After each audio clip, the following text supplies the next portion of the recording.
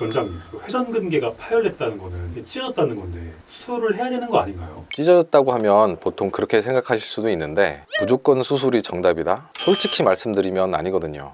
10cm 이하의 파열인 경우에는 무조건 수술을 권유하는 병원은 피하시는 게 좋습니다. 안녕하세요. 통증 잡는 안선생 안광준 원장입니다. 보통 어깨 회전근개 파열하면 50대 이상 중장년층 많이 발생을 하는데요. 요즘에는 여러 가지 스포츠나 야외 활동을 많이 하면서 젊은 층, 20대, 30대에서 40대까지도 다쳐서 회전근개가 찢어져서 오시는 분들도 이제 종종 있습니다. 그런데 이제 회전근개 파열이라고 하면 질병명 자체가 이름부터 파열이라고 하면 무섭잖아요. 그래서 어떤 병원에서는 수술을 하라고 하고 또 어떤 곳에서는 비수술로 치료가 충분하다고 많이들 얘기를 하실 거예요. 환자분들 입장에서는 도대체 어떤 경우에 수술을 해야 하고 어떤 경우에는 안 해도 되는지 많이 궁금하고 또 많이 헷갈리실 거예요. 그래서 이번 시간에는 어깨 회전근개가 파열되었을 때 수술 혹은 이제 비수술 치료를 정하는 기준에 있어서 가장 공신력이 있는 미국 정형외과 학회 AAOS 자료를 근거로 말씀드리도록 하겠습니다. 3cm 이하의 파열은 수술과 비수술 치료의 효과가 비슷하다. 수술, 비수술 효과가 비슷하다고 했을 때 수술만큼 비수술이 효과가 좋다는 건지 둘 다 효과가 미미하다는 건지 그 부분에 있어서 좀 많이들 헷갈릴 수 있는데요. 결론부터 말씀드리자면 둘 다 효과가 좋다는 쪽에 더 가깝습니다. 저도 회전근개 파열이 3cm 이하인 경우에는 비수술적 치료를 많이 권하고 있는데요. 3cm라고 하면은 진짜로 이렇게 3cm가 뚝 끊어지는 걸 말하는 게 아니에요. 고무차륵 같은 걸 이렇게 쭉 당기면 두께가 이렇게 얇아지면서 벌어지거든요. 그 길이의 3cm를 말하는 겁니다. 완전히 뚝 끊어져서 3cm가 벌어지면 이거는 당연히 당겨 꼬매야죠. 수술적 치료밖에 되지 않습니다. 그런데 완전히 다 찢어진 게 아닌 길이의 3cm는 다른 보존적 치료로도 어느 정도는 회복이 가능합니다. 한 가지 사례를 말씀드리면 이분은 50대 초 되는 남성분이었는데 초음파를 봤을 때 이제 파열이 좀 진행이 좀 되고 있었어요. 그분도 이제 일 때문에 수술을 할 수 있는 상황이 아니어서 그래서 비수술적 치료를 원하셨고 그래서 그분은 프롤로 치료를 권해드리고 시간이 좀 걸리긴 했지만 매우 많이 좋아지셔서 초음파 검사 결과로도 힘줄이 좀 견고해진 게 보이고 그런 좋은 결과를 얻었던 케이스가 있습니다. 실제로 완전히 뚝 끊어진 경우에는 이때는 정말 방법이 없어요. 당겨서 봉합을 해야 좋아질 수 있는데 그렇지 않은 경우에는 비수술적인 치료로 많이 개선시킬 수는 있습니다. 그리고 이제 수술적인 치료도 참 좋긴 한데 수술이라는 것도 완벽한 건 아니거든요. 미국 정형외과 학회에서도 수술 후에 재파열되는 경우가 20%에서 많게는 50%까지 된다고 보고되어 있습니다. 그래서 수술 이후에도 한 3분의 1 정도의 환자분들에서는 찢어진 경우가 의외로 많이 있습니다. 그리고 재파열되지 않았더라도 계속 통증을 호소하시는 분도 은근히 많이 있어요. 그런 분들의 경우에는 이걸 더 보완해주기 위해서 프롤로 치료, 수술 이후에 그런 비수술적 치료로 보완을 해서 더 강화시켜 줄 수 있는 방법도 있습니다.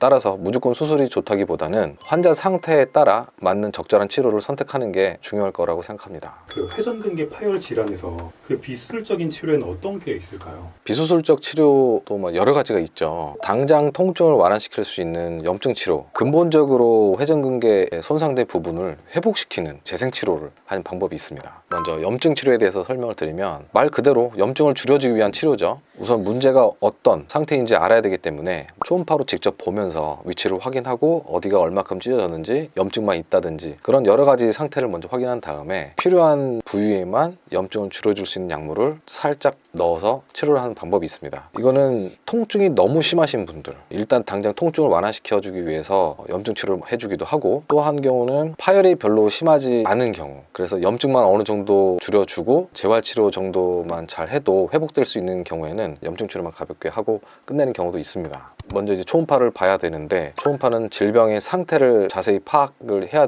되기 때문에 먼저 진단으로의 의미로서 정말 중요하고 주사 치료를 할 때도 어느 부위에 정확하게 어느 정도의 약물이 들어가는지 확인해야 되기 때문에 초음파를 확인하고 주사하는 게 정말 중요합니다. 초음파가 발달하기 전이나 이렇게 보급되기 전에는 블라인드 인젝션이라고 해서 그냥 여기쯤이겠거니 하고 이제 주사의 끝 감각으로 이제 주사 약물을 넣고 했는데 그러다 보면 당연히 원하지 않는 부위에 약물이 들어가기도 되고 그다음에 충분히 약이 도달하지 않을 수 있기 때문에 필요한 양보다 더 많은 양을 주입을 해야 원하는 효과를 볼 수도 있었죠. 그래서 약물을 좀 과다하게 사용하는 그런 단점도 있었어요. 하지만 지금 같은 경우에는 초음파를 충분히 잘 이용을 하면 약물의 양도 남용이 되지 않게 부작용이 생기지 않을 정도로 적절한 양만 주입을 할 수 있기 때문에 초음파의 사용은 지금의 그 염증 치료에 있어서는 너무나도 중요한 방법입니다. 두 번째 치료로는 이제 재생 치료가 있죠. 근데 우리가 치료를 하는 목적은 사실 다 근본적으로 낫는 거를 원하는 거잖아요. 물론 통증이 많이 심하면 통증을 먼저 완화시켜주는 게 중요하지만 근본적으로는 낫는 게 더 중요하죠. 그래서 할 수 있는 치료 방법들이 여러 가지가 있는데 그 중에 하나가 또 재생 치료입니다. 그 중에서도 인대와 힘줄을 강화시키는 데 특화된 치료가 바로 프롤로 치료예요. 프롤로 치료는 농도가 진한 어떤 용액을 사용해서 손상된 힘줄과 인대 같은 부위에 주사를 해서 염증 반응 같은 걸 살짝 일으키는 거예요. 그렇게 되면 우리 몸에서도 염증이 어느 정도는 조금씩은 필요한 게 그런 염증들이 있어야 손상된 조직을 복구시키려는 성장 인자들이 막 쏟아져 나오기도 하고 주변 조직이 다시 되살아나게끔 흉터가 잘 지게끔 결합 조직이 많이 생성되게끔 해서 더 질기게 만들어주는 거죠.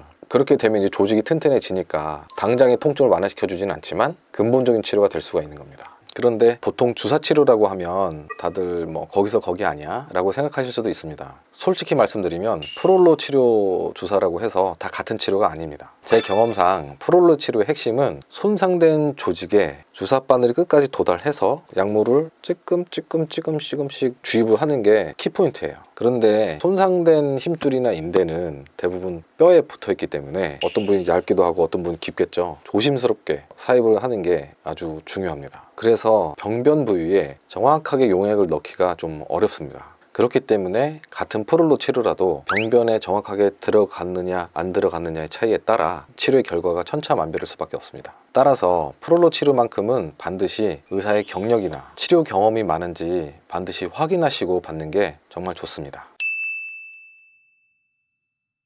오늘은 회전근개 파열의 간단한 치료 방법들 그리고 어떤 치료 방법이 가장 좋은지에 대해서 간단히 설명드렸습니다. 이번 시간에 강조하고 싶은 한 가지는요, 우리가 치료 목적에 따라 같은 회전근개 파열이라도 여러 가지 선택지가 있고 그 중에서도 프롤로 치료는 근본적인 인대와 힘줄을 강화시키는 데 도움이 될 수 있기 때문에 회전근개 파열에 정말 좋은 비수술적인 치료라고 말씀드리고 싶습니다. 이번 영상이 도움이 되었다면 구독과 좋아요 부탁드립니다. 지금까지 통증 잡는 안선생 안광준 원장이었습니다. 감사합니다.